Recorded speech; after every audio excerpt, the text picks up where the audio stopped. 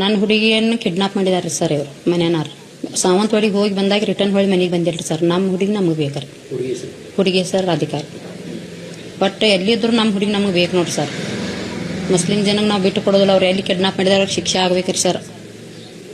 But ನನ್ನ ಮಗಳು ನನಗೆ ಬೇಕ್ರಿ. ಮತ್ತೆ ಅಷ್ಟ ಆದ್ರೂ ಸರ್ ನಾವು ಮೊನ್ನೆ ನೀರಿಗೆ ಹೋಗಿದ್ದೇವ್ರಿ. ಅಲ್ಲಿ ನೀರಿಗೆ ಹೋದ್ರೆ ಅವ್ರು ಮುಸ್ಲಿಂ ಜನ ಎಲ್ಲ ನಮ್ಮ ಸಮಾಜಕ್ಕೆ ಕನ್ನಡ ಜನಕ್ಕೆಲ್ಲ ಬೇದರ್ ಅವಮಾನ ಮಾಡತ್ತಾರ್ರಿ ಅವ್ರು. ನೀವು ಅಂತ ಬೇಡ್ರ ಇಂಥ ಬೇಡರ ಅಂತೇಳಿ ಅವಮಾನ ಮಾಡತ್ತಾರ್ರಿ ಸರ್.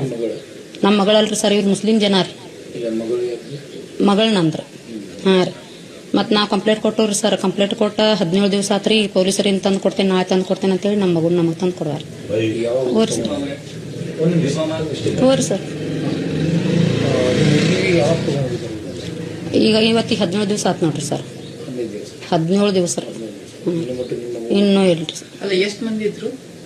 ಅವ್ರ ಮನಿ ಒಳಗ್ರಿ ಅವ್ರ ಹಳೆಯ ಅವ್ರ ಮಗಳು ಇವ್ 2 ಗಂಡು ಮಕ್ಕಳ, ಅವ್ರ ಗಂಡ ಹೆಂಡತಿ 6 ಜನ ಇದ್ದಾರೆ.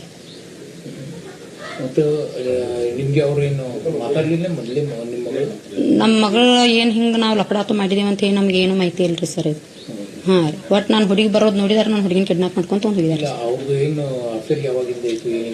ಇಲ್ರಿ ಸರ್. ನಾನು ಹುಡುಗಿ 2 ವರ್ಷ ಇಲ್ಲಿ ಇರಾಕಿಲ್ರಿ ಸರ್. ಸಾವಂತವಾಡಿ ಒಳಗೆ ಹಾಸ್ಟೆಲ್ನಾಗ ಇದ್ದವ್ರಿ. ಹಾಂ ರೀ. ನನ್ನ ಮಗಳ ಕಡೆ ಮೊಬೈಲ್ ಇಲ್ರಿ ಸರ್. ಇಲ್ರಿ ಸರ್. ಇಲ್ರಿ ಸರ್. ವಡಗಾಂವ್ ಪೊಲೀಸ್ ಸ್ಟೇಷನ್ ಕೊಟ್ಟಿದ್ದೀವಿ ಸರ್. ಈಗ 17 ದಿವಸ ಆತ್ರ ನಾವು ಕೊಟ್ಟರು. ಅವ್ರು ನಾವು ತಂದು ಕೊಡ್ತೇವ್ರಿ ಅಂದ್ರೆ ತಂದ ಕೊಟ್ಟಿಲ್ರಿ. ಎಲ್ರಿ ಸರ್. ಇವತ್ತು ನಿನ್ನ ಮನೆ ಸರ್ ಅಲ್ಲಿ ನೀರು ತರಕ್ ಹೋಗಿದ್ದೇವ್ರಿ. ಅವ್ರ ನೀವು ಬೇಡ್ರ ಗಂಡ ಸತ್ತಾರ ಹಂಗ ಹಿಂಗ ಅಂತ ಹೇಳಿ ನಮ್ಗೆ ಅವಮಾನ ಮಾಡತ್ತಾರ ನಾಯಕ ಸಮಾಜಕರು. ಹ್ಞೂ ಸರ್.